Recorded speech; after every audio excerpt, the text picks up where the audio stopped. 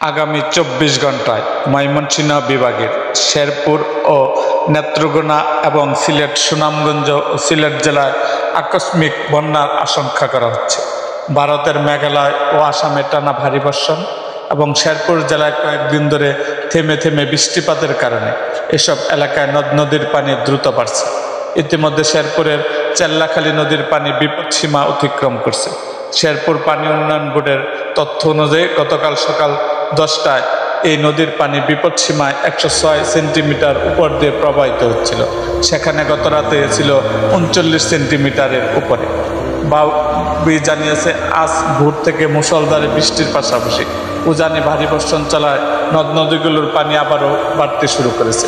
বেসরকারি আবহাওয়া বিষয়ক ওয়েবসাইট আবহাওয়া.com এর প্রধান আবহাওয়াবিদ মুস্তফা কামাল পলাশ জানিয়েছেন, আগামী 24 ঘন্টার মধ্যে পাহাড়ি ঢলের সম্ভাবনা রয়েছে। এতে করে শেরপুর, নেত্রকোনা, সুনামগঞ্জ ও সিলেট জেলায় নদ নদীগুলোর পানি হঠাৎ বেড়ে যেতে পারে। তিনি আরও বলেন, আজ দুপুর 12টার মধ্যে রংপুর, ময়মনসিংহ ও সিলেট বিভাগের উপর দিয়ে একটানা মাঝারি থেকে ভারী বৃষ্টিপাত হতে পারে। অন্যদিকে বাংলাদেশ বিমান বাহিনীর রাডার চিত্রের ভিত্তিতে আবহাওয়াবিদ পলাশ তার ফেসবুক পোস্টে উল্লেখ করেছেন, রংপুর, ময়মনসিংহ ও সিলেট বিভাগের জেলাগুলোর উপর দিয়ে একের পর এক বর্জ্যসহ বৃষ্টির প্রবল প্রবাহ উত্তর পশ্চিম দিক থেকে উত্তর পূর্ব দিকে অতিক্রম করছে। সেই সঙ্গে বরিশাল ও চট্টগ্রাম বিভাগে বিভিন্ন জেলাতেও বৃষ্টিপাত শুরু হয়েছে।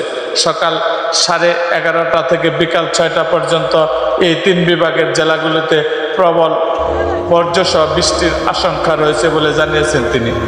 এরকম আরও ভিডিও পেতে এবং রাজনৈতিক অঙ্গনে নানা ঘটনা ও ইতিহাস জানতে আমাদের মুক্তাগাছার ইতিহাস মিডিয়া ইউটিউব চ্যানেলটিকে সাবস্ক্রাইব করুন এবং পাশে থাকা বেল আইকনটি বাজিয়ে দিন।